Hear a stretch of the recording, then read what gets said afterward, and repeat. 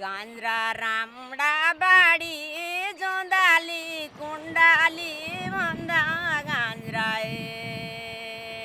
रामडा बाडी।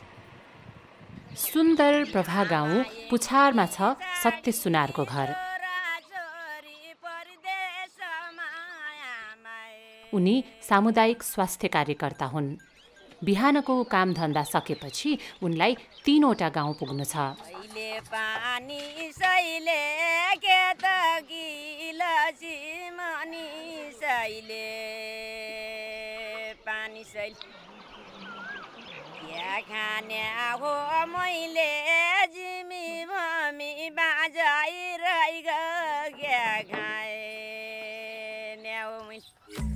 नीलो कुर्तामा कालो झोला अनि झोलामै छ सानोतिनो अस्पताल। इम्प्लान्ट, आइसिडी, यो थर्मामिटर हो। यही झोला बोकेर सत्य गाउँका अप्ठेरा गोरेटो अनि उकाली ओह्राली कुदिरहन्छन् मान्छेहरूलाई सन्चो बनाउन। भगवान भरोसामा चल्नेहरूलाई उनी ओखतीको महत्त्व बुझाउँछिन्। मलाई मरली पनि बुढी यहाँले खोज्दै जाँदा बुढी हजुर खाना खानु औषधि यो सकेपछि एउटा खाना त्यो छिप्या खोलो छ हजुरले देख्नुहुन्न पुल पक्की पुल त्यो बनाएकै थिएन। हामी वारिपारी तार्दाखेरि आर्मी पुलिस तराउँदै थियो। हामी बगेका हौँ, हामीलाई उतारेका मान्छे हामीले एकदम सङ्घर्ष दुःख गऱ्यौँ। समुदाय मान्छे मलाई 3 पटक हजुरलाई देखाउन नमिल्ने 3 पटक त कुकुरले खाए 15वटा सुई लगाएका छन् मैले रेबिजका।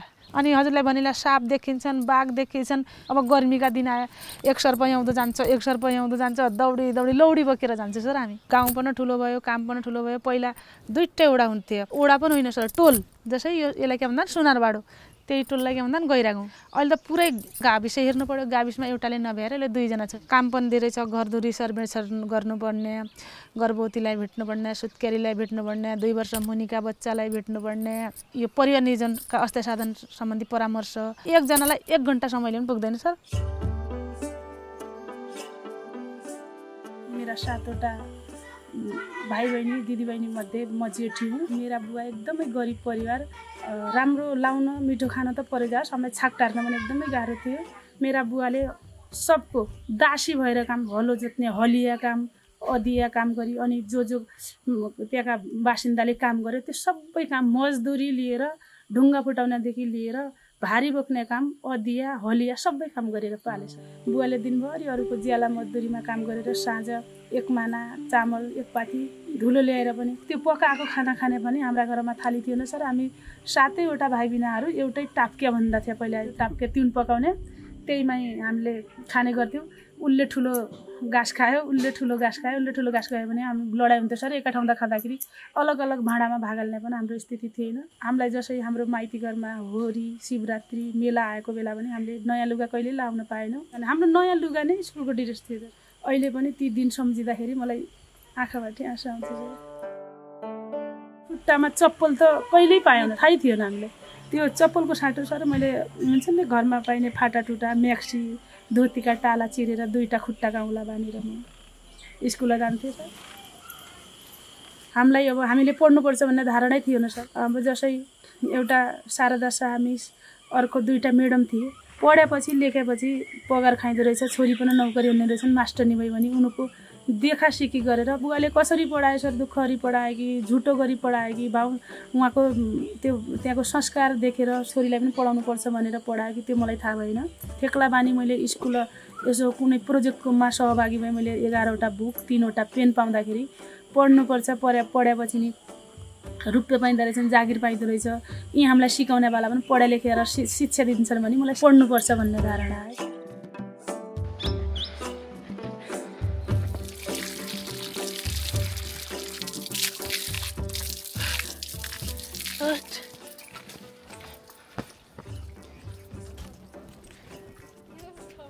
क्या बजी खाना खाँदा छ हो कि त? ए सन्चै हुनुहुन्छ? कस्तो छ बच्चा? कति महिनाको भयो भन्ने थाहा छ कि नि बच्चा? 5को त पुरा भइगयो, महिनाले 6 को। भात चखाउनु भयो? नै चखा छैन। ए सबै खोप पनि पुरा भयो, अब 9 महिनाको खोप बाँकी रहेछ।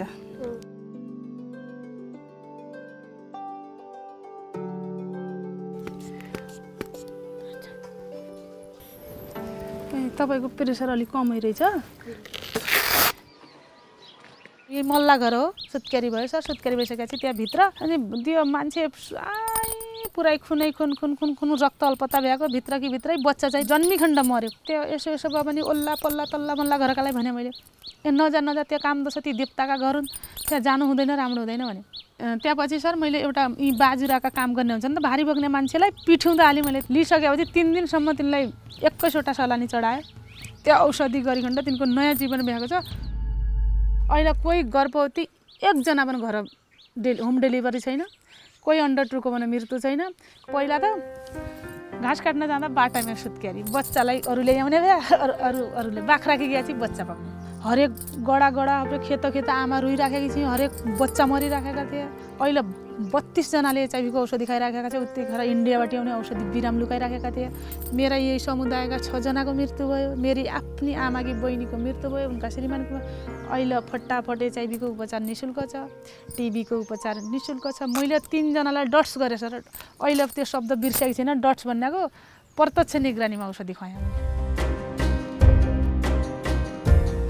एउटा दलित समुदायलाई हामीलाई कति हेप्ता छ सर। आँगनमा म फिल्ड जाँदाखेरि आँगनमै जान्दिनँ मलाई।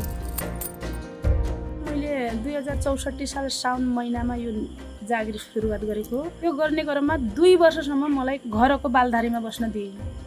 मेरो कुर्ची, मेरो परामर्श दिने ठाउँ भनेको उनीहरूको पशु भन्छन् नि सर, कम्पोस्ट मलाउने ठाउँ, पस्साका खाडा नि मेरो कुर्ची थियो। मेरो गाई पियाएको छ, मेरो भैँसी पियाएको छ, यहीँ नि नआछुइदो भन्दा थियो। यो काम गर्ने क्षेत्रको स्थिति भन्दैछु म। त्यस्तो थियो। अहिले काम गर्ने क्रममा गर्दै 9 महिनाको छोरोले पनि एसएलजी पास गरे सर। 16 वर्षको भयो। मैले जागिर गरेका पनि 16 वर्ष भयो। अहिले परै टक्र्याउने तँ डुमै होइ, तँ सुँदार कि सुँदान्नी होइ, हाम्रा घर अथानी नआ भन्ने छ न। पहिलाका भन्दा अहिलेसम्म बाहिरी बसाल्ने मान्छे 18सम्म जानु पाएको छ। भुइँमा बस्ने मान्छे, पस्साका खाडानी बस्ने मान्छे चगटिनी बस्ने स्थिति भएको छ सर। लेखापढी छैन, अन्धा छौँ। यस्ता ठाउँहरूमा कोही दुखी बिरामी रोगी व्याधिलाई हेर्न, औषधि गोली सोली खुवाउन, बालबच्चाको सुचार सम्हार कतिको छ भनी हेर्न हो कि होइन सत्य? झुटो त एक पुरो बोल्दैन म। अब हाम्रा दिनु नि आया पनि कोही नै बाबु। अब अझ नयाँ बच्चा भए, नयाँ आउने भए माइसो जमाना नयाँ भयो। को छ रमिता घर? अहिले घर हुनुहुन्न, काममा गएका। पछिल्लो भेटमा आउनु पर्यो। मोबाइलबाटै परामर्श हो। यो भित्र कम्केयर छ, रिगो छ, अनि हरेक बिरामीका एप्स छन्। कहाँ छ लाटे? कहाँ बाहिर छ र कि कहाँ सुत्नु छ बाहिर छ र? यही सर छाउकोट। औषधि खान बिर्स्या भने कसरी खाने हो भनेर घरमै सोध्न आउँछन् सर। मैले अरू त धेरै जान्दिनँ। ओडी बिडी टिडिएस लेखेको हुन्छ, त्यही अनुसार 1 पटक 2 पटक 3 पटक खानुपर्छ। यो बिहान खाने, यो साँझ खाने भन्नेसम्म पुगेँ सर। हामीलाई केही थाहा छैन। अहिले म प्रेग्नेन्टली टेस्ट गर्छु, प्रेसर चेक गर्छु, ज्वरो चेक गर्छु, कुपोषण चेक गर्छु।